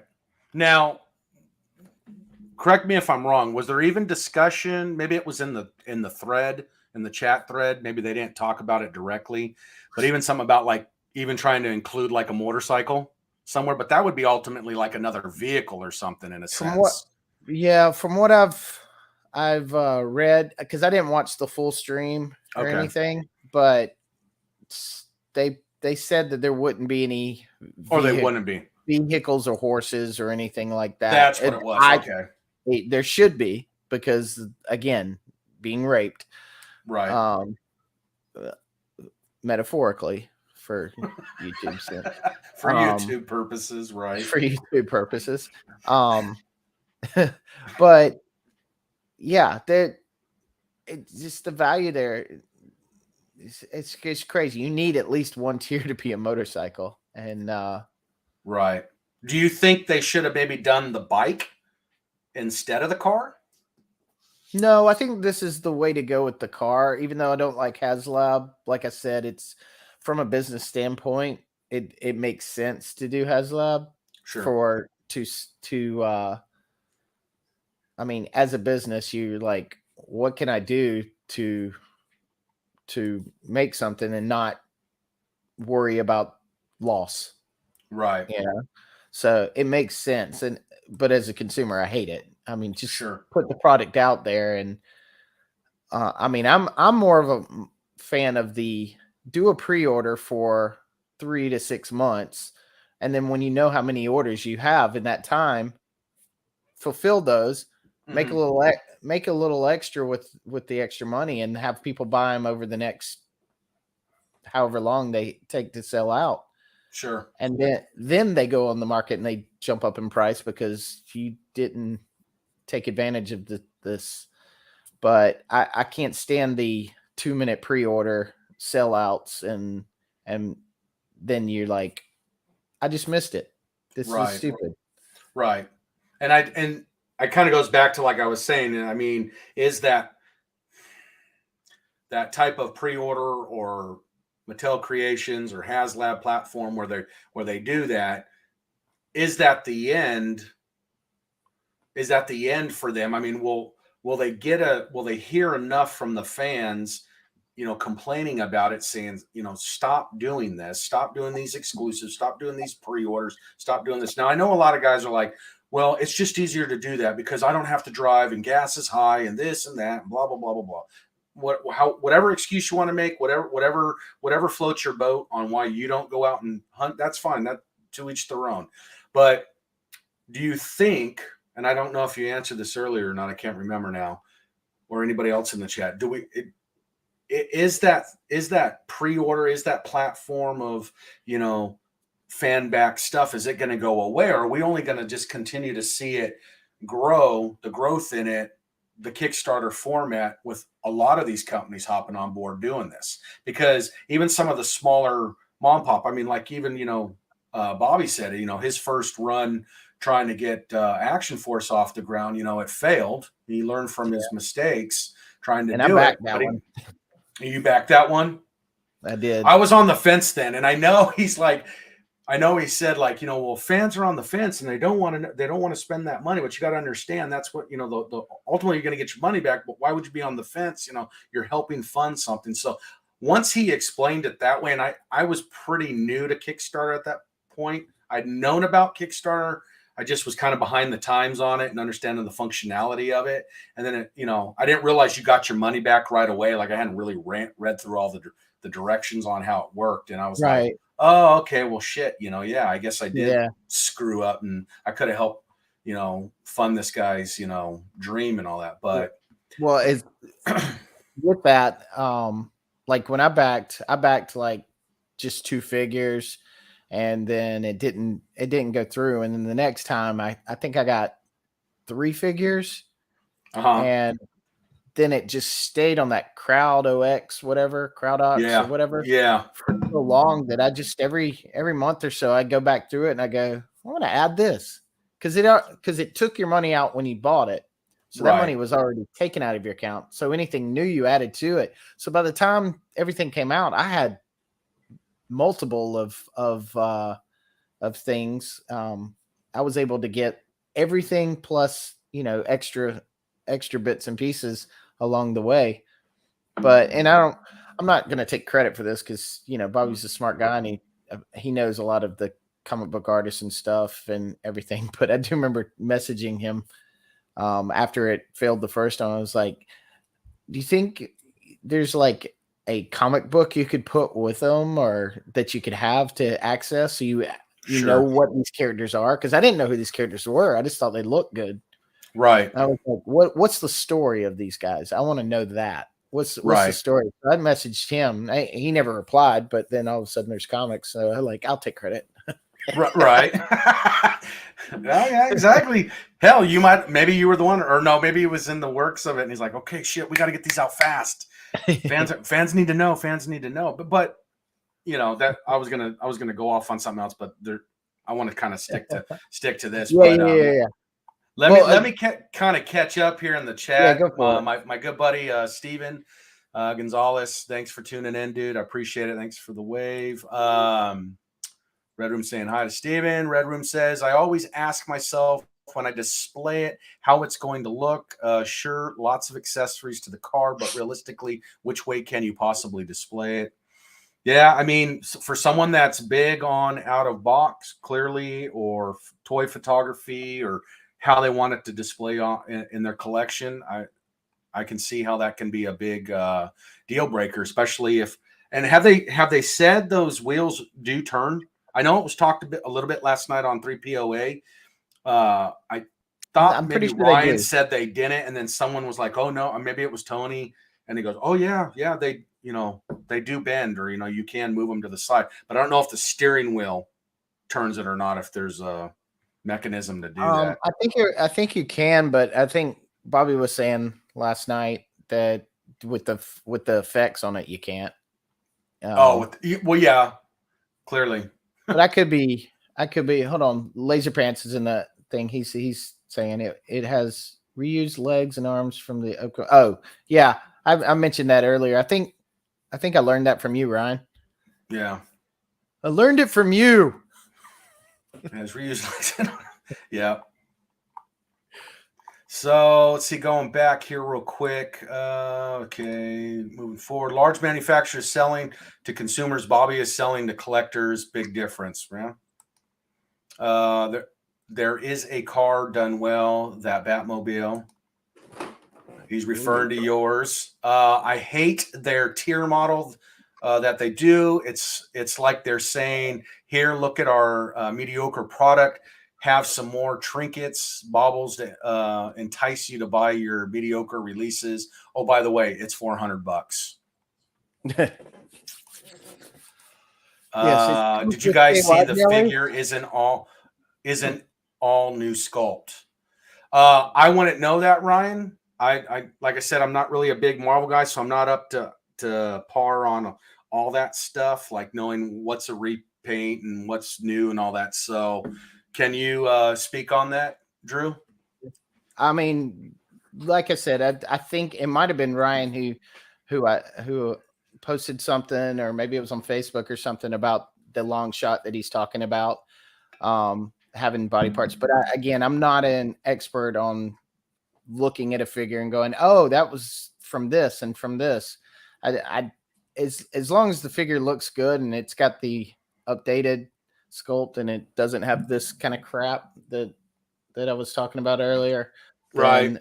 I mean, when this gets released the same time as this, yeah, I get them in the mail the same day. right. There's no excuse for that. That's just laziness. Yep. Yeah, definitely. Answering Laser Pants. Okay. The Batmobile was, when I got it, was $150, and it came with Batman, Robin, and a light up bat signal, and it has all the cool electronic lights and even dashboard stuff going on with it. So yeah, 150. Probably today's market be around 200. I'm guessing, based off of what Bobby was talking about with that other Batmobile y'all were talking about. So, I mean, yeah, all that, and then the Batwing itself. You're gonna tell me if you're not buying that. The Batwing itself was like 175 by itself, and both of those together still cheaper than the Ghost Rider car. No. Like I said, Hey, if I get Ryan. the Ghost Rider, it's going to be knowing that I'm about to be butt hurt. Right. Well, It's with that I mean, understanding. I think I've said my piece on it. Like, I mean, I as much as I'm not a Marvel collector, and you know, I probably don't. I know some would say we don't have any, you know, room to stand on your for your opinions on it and all that. But anyways, I won't beat that into the ground anymore. But hey, like you guys said last night, Ryan, on your commentator, that's what you do. You look at right. at the action figures being placed, whether you have them or not, and you can. I Right. mean, you know figures, you know toy edits. Right. You've obviously everything behind I you try and to. everything you collect. So just Right. because you don't collect Spider-Man or something, you can look at this figure and go, yeah, they could definitely do better. Sure. I mean, same figure, Bobby Right. Vala. Right. Same pose, you know. Right. And Bobby Vallis does it better than Spider-Man. That's a Right. problem. Right. Because that's a soldier, that is a contortionist. Right. Right. Exactly. And what? Okay. Ryan says I'm a dummy for not buying that. Well, how much does that go for now on the secondary market for that Batmobile? That's a good question. I have no clue. I can look it up real quick. I was gonna say I could look it up myself. Hey Ryan, again, thanks for stopping in, man. I appreciate y'all put on a great show last night over there at 3POA. Love watching you guys. So thanks for stopping by and showing a little love, hopping on. What are we coming up on now? We're coming up on an hour and 36. Wow, I didn't think we were going to go that long. I didn't see if I got through all my slides here real quick. Yeah, I think we're there. Yeah. So, I mean, again, about 230, 230. Yeah. That's not, I guess that's, I mean, that's not bad. I mean, if someone needs a couple of inbox, they're saying $229.99. Well, no, that's, that was opened, or the shipping was ridiculous. It's one of those where it's like, it's a low price, but the shipping's going to cost you more. Right. So setting aside all the, you know, the news and the topics and all that this week with Mattel Creations and HasLab and all that stuff and all the releases, what are, if we real quick, and we'll kind of try and wrap this up here pretty quick. Any new purchases, any new buys? What do you have coming in? What do you got on order? Well, if we're going to stick with Hasbro, they've been pretty much saying, hey, you know, all that stuff that you budgeted out for the next 6 months, it's all available now. So empty your account. Right. So, yeah, I got all these Spider-Mans I showed you earlier. I got the Venom, the Venom Wave. I got, what else did I get? I got a bunch of Transformers. You can see those on Instagram because I've already put them away. I got the Roton I showed you earlier. Right. That's awesome. Now, did you get I meant to ask you, did you get the Roton? Did you get it at, you know, a regular retail price, or has it starting to get discounted at all? No, I was regular retail at a Walmart. Okay. I got one other thing. Because I know like the Stridors are starting to go to clearance, and I believe the Wind Raider. I think the Wind Raiders are down to like $10 now. So anybody that wants to army build or anything like that, I saw some information earlier in the week, like on Facebook, might have been Instagram, like, hey guys, check your local. Oh yeah, very cool. Check your local Walmarts, man. They're like $10. So nice. It's not a bad figure. This was the legacy one from Bandai from a while back. Right. I love the articulation with this one. It's pretty cool. Nice. Is that the one Michael from Retro Blasting did his video here not too long ago on his don't think so. I think he's more Voltron. I don't think he's getting Power Ranger. He's not doing Stuff. Power Ranger. Yeah, Okay, maybe I this think is I a got the Megazord. videos mixed up. Okay, I think I got the videos mixed up. What I'm talking about. In a very nice box. With the, Oh, nice. Now that's a line. That's a line too. Like, I'm not a Power Rangers collector, but I think the stuff looks great. I mean, some of the stuff that they're putting out going forward, other than the first series, that kind of that blocky looking type, those first figures. I mean, I get it for when they first came out, but you can see the progression through them, and a lot of them, right. they look pretty cool, man. It's just I was just never attached to like Power Rangers and all that. So I watched a few of the episodes when I was a teenager, like 14, 15 years old, but that was about it. Oh, me too. I piggybacked off my brother. I like the concept. I mean, you have ninjas. The Power Rangers themselves are they're like karate master ninjas with powers, right? And then you had these big Zords like Voltron, and I loved Voltron. So, and it was live action. So I thought the idea was cool. Right. No, yeah. I mean, well, that was like as a teenager, I remember seeing Power Rangers for the first time, and then when they converted into the what is it? What's it called? What is it? The Megazord or what is it? Megazord. And I go, oh shit, that looks like Voltron. Yeah, that's exactly what I did.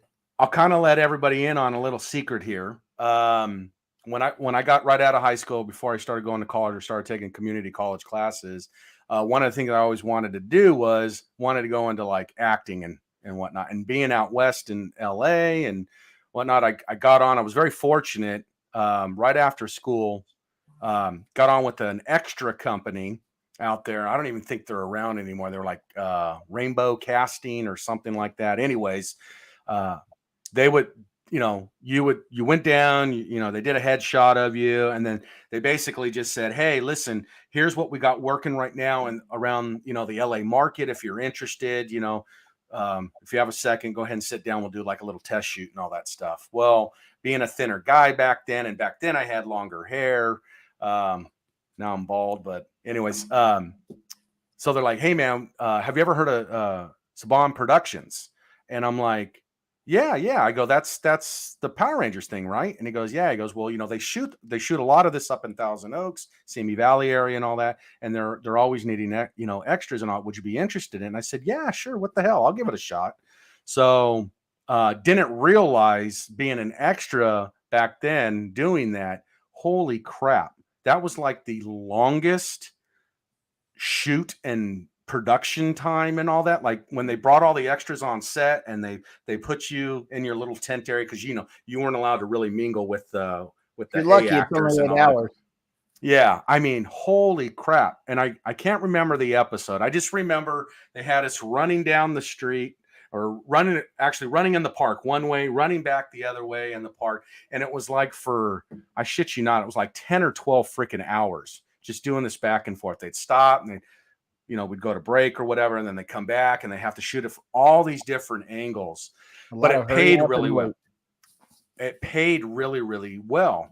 And every great once in a while they would pull from the extras and they would say, hey, we're looking for background putties or we're looking for something more in the background. And being a thinner guy, and they're like, anybody got martial art experience? And I raise my hand, I go, I do.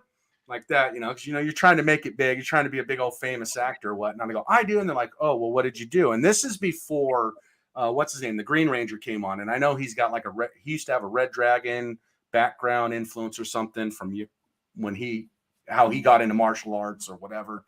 And I'm like, well, I took Lou Casamasa Red Dragon karate. And they're like, oh, great. Like, would you be willing to do any of your own stunts? And I'm like, yeah, what do I got to do? And they're like, well, you're going to be a putty today.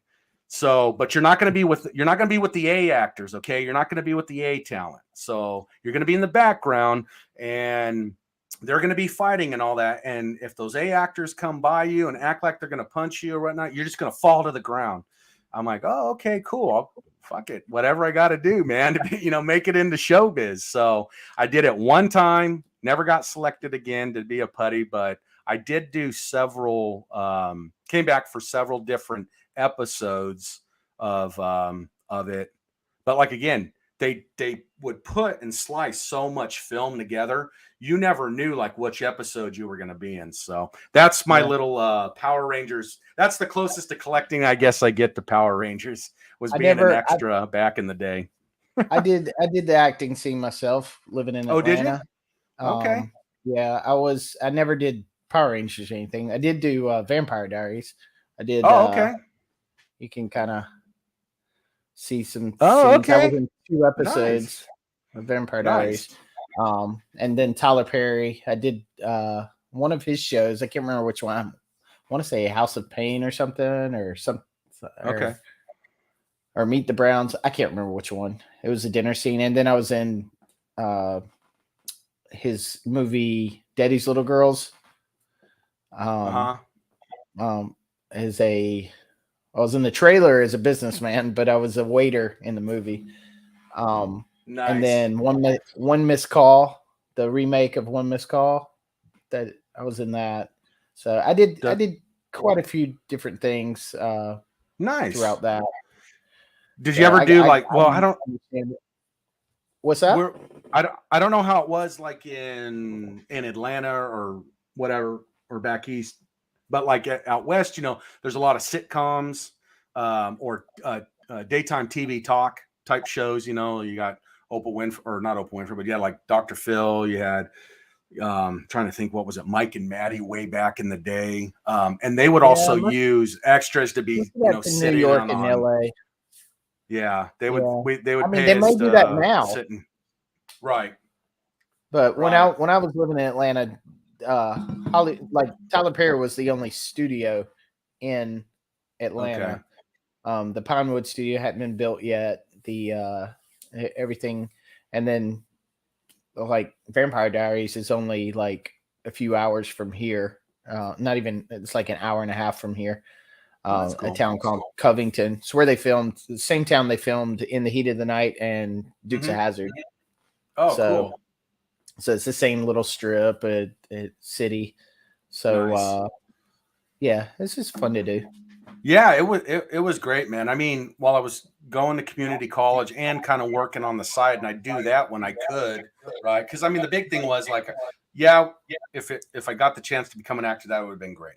But I really love stunt work. That's what I really loved. I really wanted to get into being a stunt man and stuff like that. And I was at one point, right after high school, I was looking at potentially going to Old Tucson Studios in Arizona.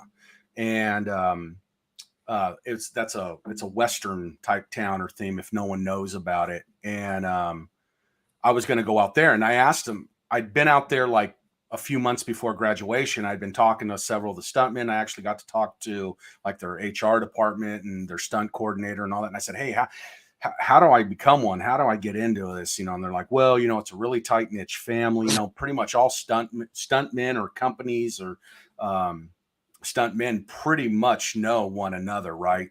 And it's hard to get into. So, you would have to come out and audition. We want to see your acting and theatrical abilities and whatnot. But you would basically intern and go for it. So that was my game plan, right? I was going to do that. And then Old Tucson Studios caught on fire and burnt to the ground. Yeah, and they were shut down for a few years until they rebuilt. But anyways, so I was fortunate to get on with that extra company out there. And the first big movie that I did, but it was a B movie. It was total flop. If you ever get a chance to check it out, it's called The Bad Pack. It had Rowdy Piper in it, and it had God, what's that? Oh, it had what's his name from the Goonies, the guy with the pitted face, Robert Davi. He was in it, and then the other big guy, he was Russell Crowe's like sidekick in Gladiator, like the big muscly guy. He's kind of well known, real big guy, dark hair, blue eyes. He played like his sidekick as one of the slaves and helped, freeing and, conjuring to get out of being in prison. Remember, did you ever see Gladiator? When it first came out, I watched it quite a bit, but it's been so long that I can't remember what the actor you're talking about. Yeah, I can't think of his name off the top of my head. Really cool guy, but actually out of all those actors, Rowdy Piper, awesome dude, man. So so genuine, so nice, so down to earth. Came out and talked with the extras. He was so cool. Everybody else, like Robert Davi, he walked by, hey guys, and that was it. You know what I mean? And it was a night shoot. Like we had to get there at like 6 o'clock in the afternoon, and we didn't go home till like 6 o'clock in the morning. And I played a militia, like skinhead kind of guy, because I just shaved my head, and it was cool. So got to play this militia skinhead kind of armor guy. Which is cool is in the movie, I come running down the stairs, and then I come around this barrel, and Robert Davi starts shooting, and you see me fall in the background, but it was a fall by accident. I didn't mean to, and they left it in, so it was like perfect time. So you see me eat shit and hit the ground. So it's pretty cool. But if you ever get a chance, check it out. It's called The Bad Pack. Horrible editing, and you could see the squibs that blow the black pack, the blood packs and all that coming up through the leg. It's horrible. So I have a scene where I played an extra in a TV series called Being Mary Jane, which disappointingly is not about Spider-Man's girlfriend. Right. But I think it was like a made for TV movie that got turned into a series, and then like 2 or 3 episodes in, I was in a scene where they're showing her exercising on a treadmill, and I'm next to her on the treadmill next to her, and it pans, and you see me running on the treadmill. Well, her treadmill is going, and right. she's able to turn it off and step off and get on. My treadmill is not moving. So I'm having to literally act like I'm moving forward, but not going anywhere. Right. With like the running motions without it looking like I'm just going do, do, do, do, do. Right. So it's kind of funny to see. I mean, I think I pulled it off fairly well. I mean, you'd have to really look at it and go, something's off about that. Something's off. That's cool, it's man. not moving. Well, that's like when literally when I ate shit and they called cut, and then like one of the production assistants come over. Oh my God, dude, are you okay? Are you okay? They're like, let me look at your leg. I think I scuffed my knee up. I tore their costume, their camouflage pants, and I was like, yeah, I'm fine. I just didn't want to draw attention to myself, and then be like, get that dude off the set. He's a liability or something. But they were cool. And then, when I found the video, my wife and I forgot where we were. I know where we were at a Kmart, and we were looking through the cheap, like $5 bin. And I go, oh shit, there's the movie I was in. So we bought it, went home, and we popped it in. And the title is horrible on the bottom of it. Like the slogan, it's all blows Con Air off the big screen, right? No, the editing was horrible. The storyline is okay, it's believable, but it was horribly edited. But it was so fun to do. And then I went on and did some other movies. I did a movie with Billy Crudup and Donald Sutherland. It was called there was 2 movies that came out at the same time. It was Without Limits, and then there was Prefontaine. It was about the Olympic runner Steve Prefontaine in the 70s. And how he went over to where was it? Was it Israel? The 72 or 73 Olympics, when the Iranians, the terrorists, took that. I think it was the Olympic Israeli team hostage and all. It was a movie based around Steve and how Steve came to who he was. But it was played, huh? No. It's called Without Limits, because it's got Billy Crudup, and I can't remember that blonde-haired actress's name. Donald Sutherland, he's in it. He plays the coach. Total freaking asshole, total jerk. I used to smoke back then, and he was like, I guess he had quit smoking, and was like, anybody smoking on the set, instantaneously, you're fired. You're out of here. So people had to hide all over the set to smoke and shit like that. And so one day exactly. I snuck my wife on set. It was a weekend shoot. She was my girlfriend then. And I'm like, I snuck her on set, and I just said, hey babe, all you got to do is just kind of dress the 70s, like late 60s, early hippie, kind of late hippie look, and you'll be fine. So I snuck her on set. She's in the stands, and I'm down on the field in my or no, we were in the stands, and Donald comes riding by on this gator. They're getting to the other side of the track, and everybody's all, "Hey, Donald," like that. And they're waving to him, and he's like, "Fuck you." You know, he just flips him the bird. We're like, dude, what's up with this guy, man? This guy's a jerk, man. But it was fun. It was cool. But what I'm getting at is, make you. He must have been craving hardcore nicotine because, yeah, he was bad. But I kicked myself in the butt. My wife hates when I tell this story.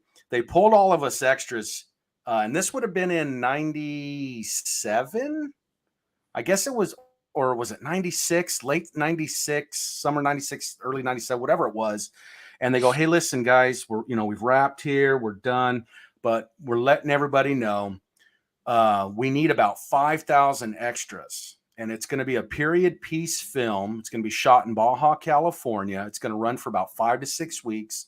You're going to get free room and lodging. You'll be given 2 meals a day, and you'll be responsible for 1 meal. But you sign on now. You agree to the terms, but we can't tell you what the production is." Well, I got to know a few other extras and things like that. And within a few weeks, when I didn't commit to it because I didn't want to leave my newly girlfriend behind, now wife, and be gone from her from that long. And I kicked myself in the ass. And a lot of guys will probably be like, "Dude, you're a freaking pussy," you know. But anyways, I didn't go, and come to find out, man, it was freaking Titanic. It was Titanic. They needed, 5,000 extras for it because they were going to use them for just all different scenes. And yeah, it was crazy. So I blew my chance at being in Titanic as an extra. So, but that is what it is. So, but the last thing I did was in 2017. It was the last thing I did. It was a Amazon Prime thing. It was here locally in Austin. It was filmed over at Grindhouse Studios, where they shot Machete with Danny Trejo. They shot around that area, and it was God, what was it? God, I can't remember the name of it. And it didn't make it. It was a pilot. And it was about this computer virus that is infecting kids through like a web-based app, and it's making them become demonic and try and kill themselves. But it had the girl from American Pie in it, the blonde, not the one that was controversial back, 20 some years ago. Mia something, whatever her name is. She was the main actor. You know who I'm talking about? Yeah, the one that was in the American Beauty. Yeah. Yes, I believe that's her. Yeah. I know who you're talking about. So, hey, I gotta cut out of here in just a few minutes. Hey, no problem. I wanted to wrap it up. We're already at that 2-hour mark. So I appreciate you coming on, man. I appreciate you hanging out and talking toys. Yeah. It was fun, man. We'll have to do it again. And thanks for everybody tuning in to the chat. And I know we didn't. I think I saw us get to a whopping 10 at one point. So hey, it's a start. So it's because Scuba and Laser Pants came in. That's right. They gave me that boost. Their entourage came. My entourage came. That's right. So hey, man, I appreciate it. You got a great collection there behind you. I love your bat cave, dude. That's freaking awesome, man. Yeah, I'm working on the second half of that room right now. And then I still have an office at work, so I at least got two more videos to post. Cool, but nice. I'm trying to be looking forward to them a little bit because these are just more of teaser videos. I don't want them to go like that last video I did was way too long, in my opinion.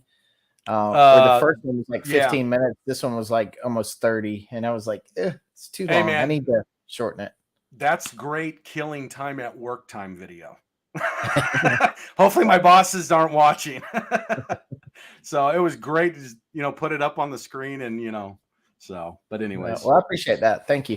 Yeah, man. Great video, great stuff, dude. So you're welcome anytime on the channel. And we'll leave it there. So thanks for tuning in, everybody, and we'll catch you next time. Bye. All right. Later. See ya.